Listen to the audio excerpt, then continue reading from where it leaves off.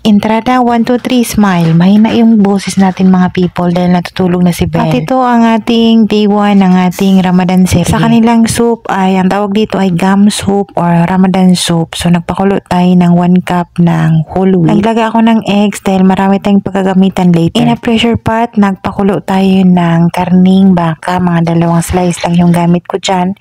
Naglagay lang ako ng spices pang pawala sa lansa. Habang napalambot tayo ng karni, nagpapakulo tayo ng wheat at naglagay tayo ng itlog, gawa tayo ng syrup para sa mga sweets ng Ramadan. Ito naman yung sugar, lemon at tubig lang. Tapos naglagay tayo dyan ng rose water. Meron akong separate video na naka-upload para masundan. Yung syrup na yan, siguro mga 1 buwan na yan, magkasya na yan buong Ramadan. Ito naman yung homemade condensed milk natin. Sadyang sinabay ko na para sabay-sabay na siyang ma-store sa fridge. Kasi pag Ramadan, marami talagang mga sweets. Araw-araw kailangan may sweets kasama yung Arabic coffee. Yung ating whole wheat na pinakuluan, dadami din yan mamaya pagka maluto na. And then, nung lumambot na siya, tao yarn.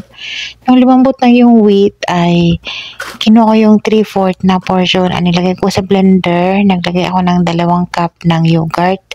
1 broth cubes. Naglagay ako ng konting-konting cardamom powder. I-blender natin yan. Nag-iwan ako ng konting hindi na blender na wheat para meron pa silang manguya-nguya. Yung iba naman nagagawa nitong whole wheat sa kabilang bahay or sa family ng mga amo ko. Gusto nila yung blended lahat. Then yung beef na pinakuluan kanina, kinuha ko lang yung 1 slice. Hinimay ko lang ng pa-strips. Nagad ako ng half ng broth ng beef. Then nagad ako ng cloves and peppercorn at asin. Pakuluan natin yan until malapot na siya. Isa to sa favorite kong soup dito. Napakasarap. Ito naman kasama pa rin to sa soup. Sa kabilang burner, nagpainit tayo ng kawali. Nag-melt tayo ng butter. Naglagay tayo ng mistika. Kailangan yung mistika matunaw dyan and yung dahon. Hindi ko alam kung anong pangalan dyan. Basta spices yan sa Ramadan soup nila. Lagi tayong magdo-double time dito, lalo na pag Ramadan. So, sa kabilang burner naman, mayroon pang space. Nagluto ako ng beef dahil diba yung ating sambusa, kailangan fresh or on the spot na lutuin.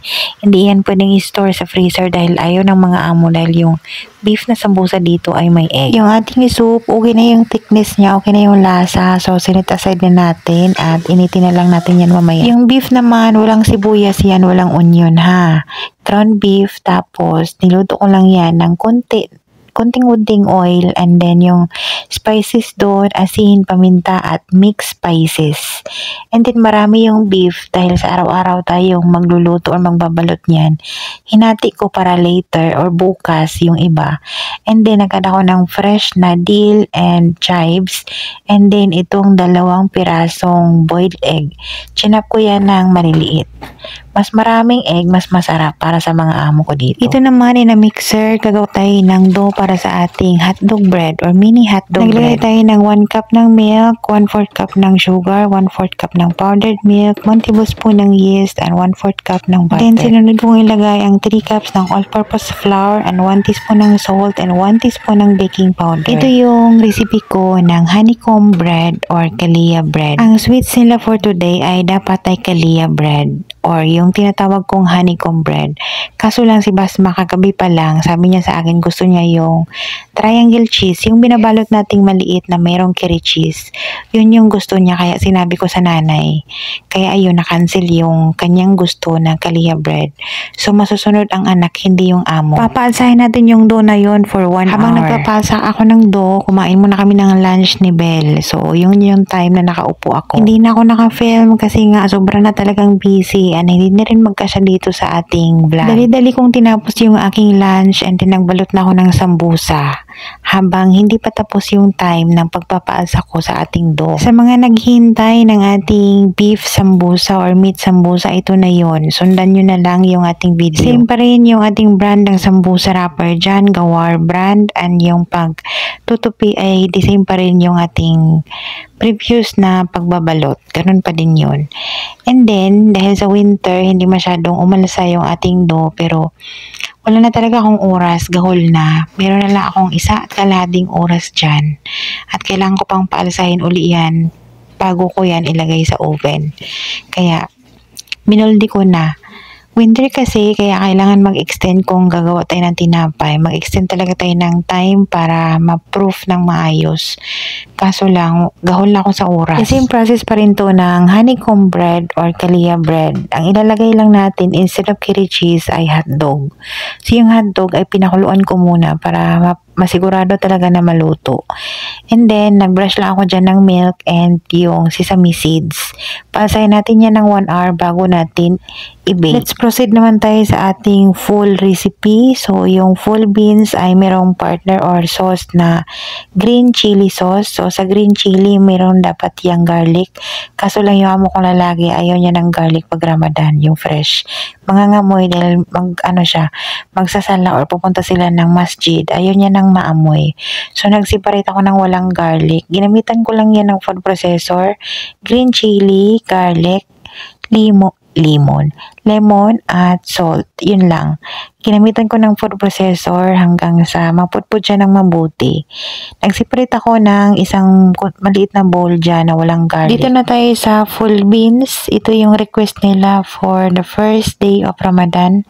So, simple lang naman yan. Nag-isa lang tayo dyan ng garlic. Ito na yung garlic natin na prepare natin earlier, no? So, nag-isa tayo ng sibuyas, garlic, and gumamit ako dyan ng tomato in can. Gusto ko kasi to dahil malambot na, chop na, wala na siyang skin yung kamatis. Ginisa kong mabuti yan, then nilagay ko na yung full beans na 1 can. 1 can lang para enough para sa kanila. Pwede naman yung fresh tomato, slice lang ng maliliit and then kailangan yun gisahin ng mabuti. Naglagay lang ako dyan ng asin, paminta at cumin powder. Sa kabilang pat, nagprito na tayo ng ating sambusa, mini sambusa. Ito na yung sweets sambusa. Ito na yung ipaliguan natin ng syrup. Yung kung naalala nyo yung binalot natin na curry cheese yung laman, yung maliliit na sambusa, ito na yun. Isi-serve to with Arabic coffee. Si Belle yung nagbablog ng Arabic coffee, sa kanya yung task na yan. And kailangan niya na prito ng early kasi mas maaga kaysa sa ibang sambusa dahil isi-serve yan ng Arabic coffee, tamar, yung mga ganun. Yun yung una nilang kakainin pagka mag-break na sila ng fasting. Nag-iwan ako ng 2 para sa amin ni Belle. Siyempre, na-miss din namin to. After na prito, kinote ko lang yun ng sugar syrup na ginawa natin kanina and then naglagay tayo ng sesame seeds. Dito na talaga ako nangarag dahil early, sobrang early naman yung sala kanina or end ng kanilang fasting. Nasa 5:45, nag-request na talaga sila ng coffee to be served na. So, ngarag na ako. Hindi ko na alam kung anong gagawin dyan. Hindi ko na nga na-feel ng maayos. Ito pala yung tawag nila ay tamis. Malaking tinapay dito. Ang tawag dyan ay tamis or kubos. Kubos na tamis, parang ganun. So, ang isang piraso niyan may flavor na cheese, yung isa naman ay plain. Hinati ko kasi yan dahil yung ibang bata o ibang amo kumakain ng medyo crispy. So, ilalagay ko yun sa oven. Yung kalahati. Yung kalahati naman, soft lang, as is ganyan. Pero mainit pa yan. Fresh from bakery talaga. Pero weird sila dito pagka bibilin yan ay ano lang. Kinakamay lang yan. Pero yung taga-maneho namin dito, syempre Filipino, nilalagay yun sa plastic. Kaya lang, hindi pa rin safe dahil yung plastic mainit. Yung full beans pala kanina, pag malapit na siyang maluto, naglagay ako ng chopped fresh na dill leaves. Okay, and then nilagay ko na sa serving dish, nagtap ako ng boiled egg. And then magdresel tayo niya ng olive oil. I-prepare nila yan with tamis, yung tinapay na nakita nyo kanina na malalaki. At yung green chili sauce na ginawa natin, ito din yung partner. Sa mga oras na to, sobrang ngarag na ako dahil tapos na silang nagdasal, tapos na silang uminom ng coffee.